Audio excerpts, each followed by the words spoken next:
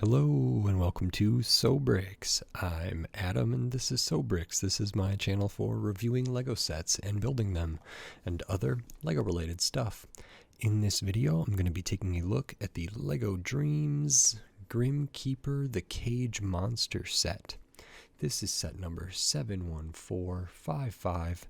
It has 274 pieces, and I paid $32 for this set. This set did retail when it came out for $38, and I was not super thrilled about that because in a lot of ways this feels and looks similar to the Z Blob robot and the bunny kind of mech-like thing from the Dreamzzz line, which I already have covered on my channel kind of right around when they released.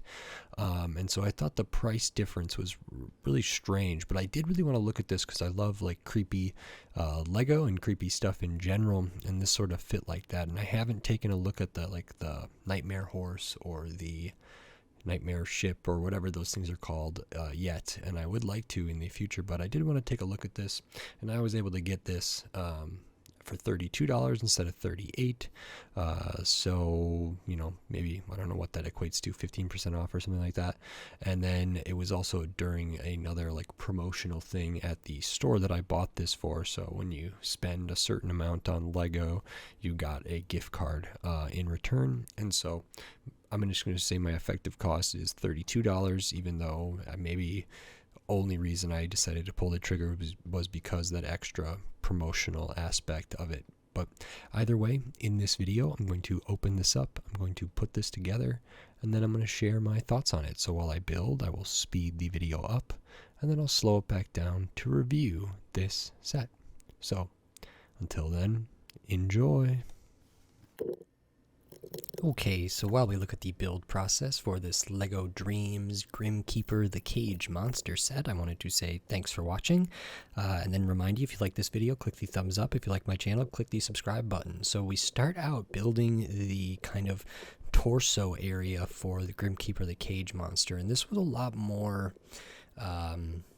I don't want to say advanced necessarily, but the building techniques here were not necessarily what I expected, and I actually really enjoyed this, and I thought it looked really good. Then on the next bag of pieces, we work on kind of building out the legs in this case, and then the feet, which are kind of identical but reverse or like flipped right to left, which is typical for a kind of construction figure like this. Now we work on the arms. Again, the hands are pretty similar but flip-flopped, and then we work on kind of the shoulders and the head area, which has that really nice cool head print. And then we also add a little accessory with the lantern with the wings. And then the last bag of pieces actually has another minifigure and then kind of this smaller side buildy type thing, which is the one that has options to build. And I'll cover that later in the video. So now on to my review for this set. Okay, so that is the Lego Dreamzzz Grimpkeeper the Cage Monster set. So because it's part of the Dreamzzz line, it does have this sort of 2-in-1 or options to encourage play and different stuff here. So far I think almost every Dreamzzz, or for sure every Dreamzzz has kind of some different options at play, surprisingly enough to me. As far as I can tell, the Grimpkeeper, the Cage Monster, kind of the main build of this set, doesn't have the change. It doesn't have the option, but what it does have is the kind of jet glider flyer type thing here that Mateo might be using. So there's a lot of stuff to look at. I have this in the first configuration here, and I will, after I kind of talk about it, I'll put it into the other configuration and I'll speed up the build process for that, and then kind of give my final review at the end. But we have two minifigures here, so I already mentioned them. The first one we can look at is Mateo. This is one of the Dreamzzz characters here. Really nice brick built kind of scepter spear there with various colors. Really good hairpiece, has like printing on the hairpiece, really good face printing, including all the like little details for this character. which is excellent. Some of it's kind of hard to see on camera, but there's really subtle differences there. It does have an alternate face, like you can see. Torso is really, really detailed. I think I've looked at this character before, and this is probably the same print, but the torso is very, very good. We do have the little extra waistband piece, like a Batman utility belt there in a different color, but there's also printing on the midsection underneath that. Then we have printing on the legs, and these legs are dual molded, so you can see that two colors back there, but printing up here for the pockets, and then kind of in the knee area down onto the feet. Back of the torso is really good as well. Nothing on the arms, but that's okay. The arms are different colors. That's a really great minifigure. And then the next one we have here is, I believe, Cooper, who is potentially one of the Dreamers, and one that I don't think I have. So they are on the, I guess, average legs for Lego here or whatever. Hairpiece is very nice, good color. Has kind of a stern face there, sleepy face there on the other side. Torso is good, kind of has like a checkered racing flag design or something. The zipper detail's nice, all that. Nothing on the midsection, nothing on the legs, nothing on the arms. Back of the torso is pretty similar there, which is fine, which is good. And then you have essentially the Grimpkeeper, the cage monster, and this flyer. So I'll talk about the flyer first. Well, no, I'll talk about the Grimpkeeper, the cage monster first. So this is kind of the main highlight of the set here. It's the reason I wanted it, and the reason I thought that it was somewhat similar to the Bunfu, the bunny, and the Mateo and the Zebra robot or whatever, is because it does use these same kind of like Technic tube curb pieces there that attach with like a pin on either side, and the other one used those same pieces for the limbs. So I was like, okay, well then this can't be that much bigger or that much more substantial. I think it is. I know like the bunny mech kind of thing had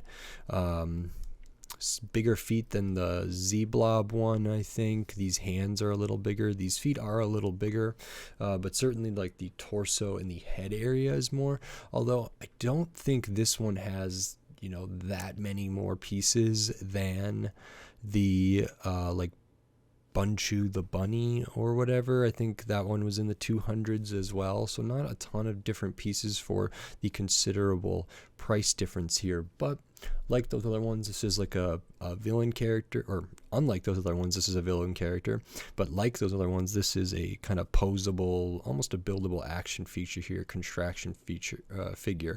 So at the shoulders, we have these kind of like ratchet joints that you see a lot on dragons and mechs of the bigger size.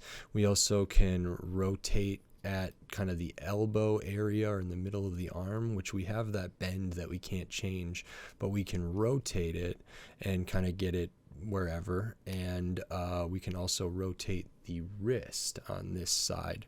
So you can actually, there's a lot more range of motion than I thought there would be. Just because you can spin all these different parts. The angles are even more accessible than I thought they would be. Other arm is very much the same. These pauldrons up here use the same piece as like the headpiece, but those are clipped on there and they don't interfere with the range of motion very much, except for like right there maybe, where you'd have to lift them up because it can get caught right there on this piece. But that's pretty good. The legs are very similar. They have the same kind of joint here and here, so they can be splayed out. They can be like rotated forward and back, and then we have the same kind of curved piece there that can be spun, and then we have a ball joint at the feet there. And I'm wondering if we can get this in some pretty dramatic poses, and you probably can. So it was standing like with its feet really wide, like it's walking or it's running or something like that, and it can stand like that, which is really good. It's really great. It's nice that you have a little extra stuff for stability on the back foot there. Feet have the little claws that are posable. The hands have these fingers that are posable. And then in the this whole thing, there's like really nice colors. I like this kind of pinkish purplish color is really good for the nightmare stuff. I like this kind of pale yellow. The rest of it's kind of just black, dark bluish gray, light bluish gray. We have like a little lantern build over here with the printed eye piece, nice translucent window pieces or wing pieces there. And then we have the head, which is attached with a ball joint. It has some of these pieces, which I never know what they are, but I've seen them in botanical sets and these kind of curly Q pieces here. But this is the Grimpkeeper head. Now, actually not a ton of range of motion in this one. It seems like it's supposed to be kind of in front of or like below the shoulders in some way, just to give it a specific kind of look. It's not like up above, and so you can't really like tilt it too far up, and if it's up like that, it can't probably really see anything, so it's probably mostly intended to be like that. And then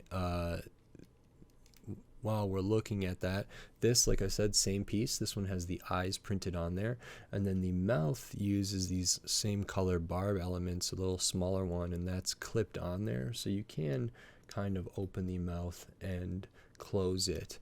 The back is pretty bare bones, a lot of anti-studs here, not great looking from the back. And then kind of the main thing here, or one of the main things, is this is a Grimkeeper, the cage monster. So this is a cage monster. So the torso of this, pretty unique build, some nice kind of detailing on the side with the tile and these slopes there. And then we have a door, a cage door here. So it's clipped in on one side and nothing on the other side there.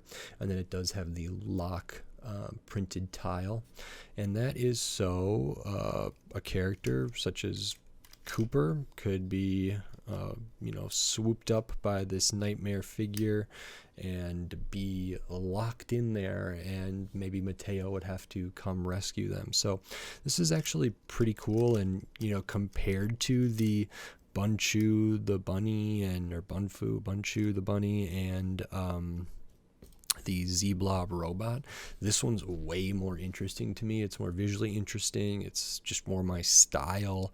It feels like there's a lot more substance to it, and whether or not that translates to almost double the price, I'm not sure, but this is really, really good and really fun. I could see this, I see this as a great toy. Those other ones are very good too.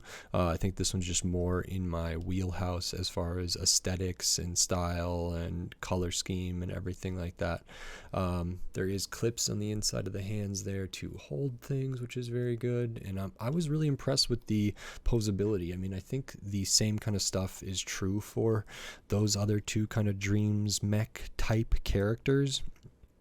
And I was impressed by their posability as well. I just am surprised at how much having this fixed bend here but able to rotate it affords you. And then when that's combined with another kind of joint at the bottom and another kind of joint at the top, you actually get a lot of range of motion. And this one, because of the way it's designed, can have some pretty active stances, which is really great. I didn't ever try to get it on one foot, but I suppose you probably can.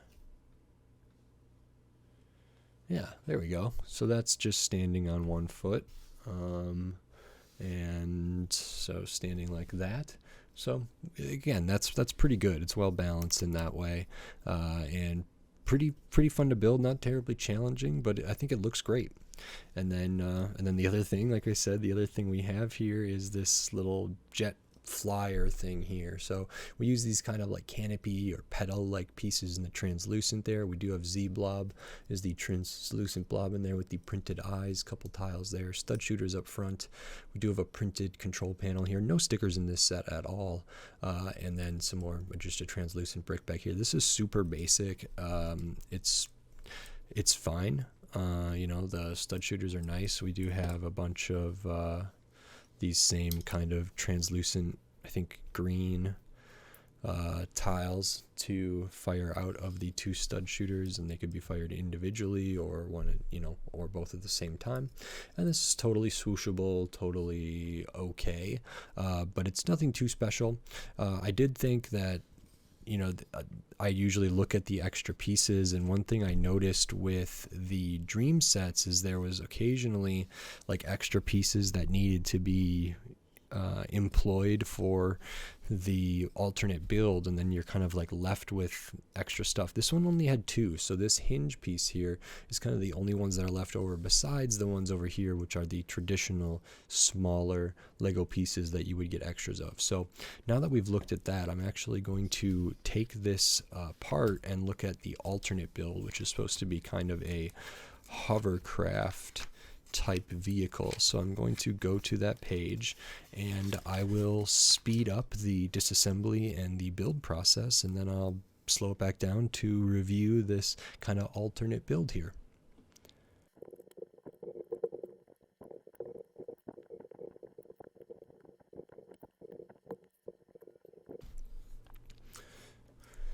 Okay, and here we have the alternate build for this Lego Dreamzzz kind of flyer, vehicle, hovercraft, jet plane, glider thing.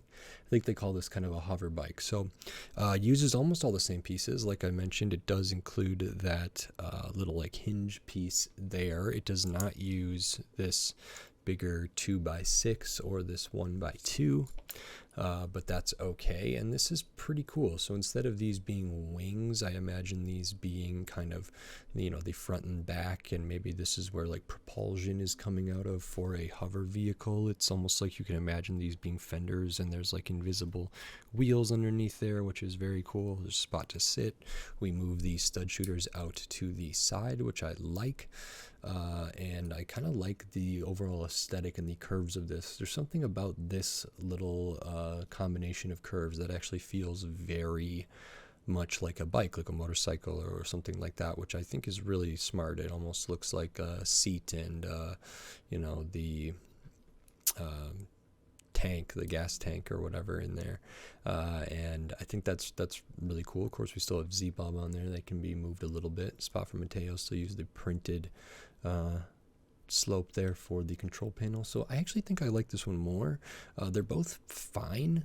This one just feels cooler. It's a little harder to get to like stand up on its own, but you could just like flatten it all out and have no problem with that. And even like that, it looks kind of cool that it could like be a little more sleek and streamlined, or be just have it at different angles to, I don't know, make it fly differently.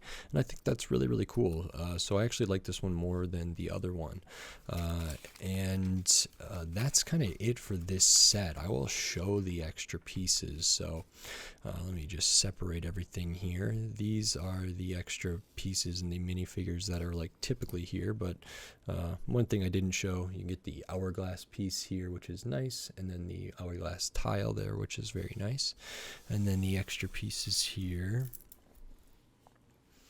look like this. And so we get, the extra barb, extra of the eye print, extra of the print for the hourglass, extra of the print for the lock, the hilt, the barb, and all of this good stuff. Your 1x1s, your tiny pieces, your standard extra pieces for a Lego set.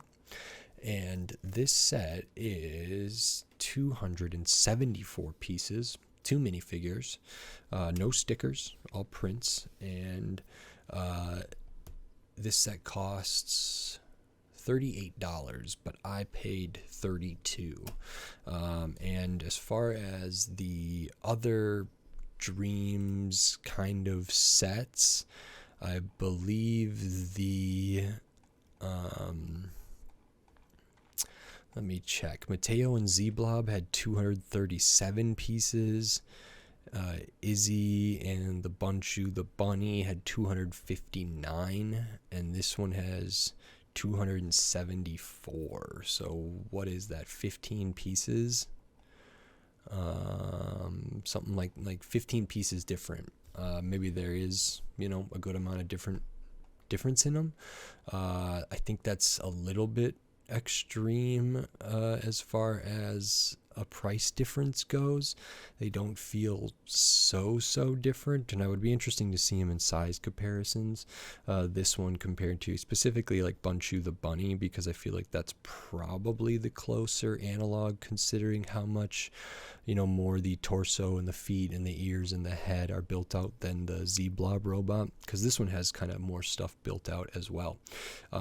So I paid $32, which is a decent price. It's definitely an improvement over $38. I still think that's too much. I think this, if anything, should have been just started at 30 or been at like 25. I've actually seen the other ones I've been referencing, Izzy and the Bunchu, the bunny robot thing, and Mateo and Z-Blob robot thing, which were both $20 sets. I've seen those pretty consistently reduced to like $16, which is 20% off. So getting those for $16 with the minifigures and the new kind of Dreamzzz tinier figures and stuff like that is pretty good. And I paid full price for those, or I think I did, but getting them for $16 seems super reasonable. $20 is okay. It's just this one probably shouldn't have been so much more. It's almost at retail double the price, and I just don't think that's here. No matter how cool this is, no matter how much I like it more, I don't think that's necessarily how things should be priced. So as like for how much Lego I get in this, it doesn't feel like it's a very good deal, but it is my favorite out of these three kind of posable action figures from the Dreamzzz line, for a lot of different reasons. So I really like it. I just wish it was cheaper. As far as the alternate build goes, it's pretty minimal changes, but I think they're both fine. I think some of the other ones for Mateo and Z-Blob the robot and the Bunchu the bunny, they just kind of had like change of accessories as the alternate things, which is totally cool. And I did want to say that in regards to this set and its price, the Dream Village set I loved, and that has 434 pieces for $30. So even when I got this one, the Grimpkeeper, the cage monster, on sale for $32, that was still more than I paid for the Dream Village, which had considerably more pieces. And when it's at the normal price, it's even more kind of outrageous. So I'm not thrilled on the price of this one. I'm hoping kind of the next wave of Dreamzzz will adjust that. Actually, a lot of the Dreamzzz sets I've found to be a little bit overpriced. Miss Castillo's Turtle Van is 434 pieces, which is the same as the Dream Village. I get that maybe more are kind of specialized pieces and stuff like that, but that one is considerably more expensive. Crocodile Car is only 494 pieces, but is $60. And there's kind of this weird trend. The Pegasus Flying Horse is 482 for $50. No, that one's close. I don't know. I just thought the Dreamzzz pricing scheme was a little bit weird for what I would have liked. But anyway, I was still happy to take a look at this, and I do really like this. I just wish it was cheaper. Other than that, it's pretty good. So if you like this video, please click the thumbs up and give it a like. If you like my other videos, click the subscribe button so you can stay up to date on all the Lego videos I'll be doing here in the future, including more Lego Dream sets, but then tons of other sets from all different themes, all different shapes, sizes, price points, piece counts, tons of different stuff. So subscribe so you don't miss any of my upcoming Lego videos. If you want to support this channel, you can do that right here on YouTube with memberships and supers and thanks and all of that lovely stuff. It is appreciated. And I still have the Patreon. It's patreon.com/sobricks. It's in the video description and on my channel page, so maybe consider checking that out. Again, every little bit helps and it is appreciated, so thank you very much. And with all that said, until next time, thanks. Bye.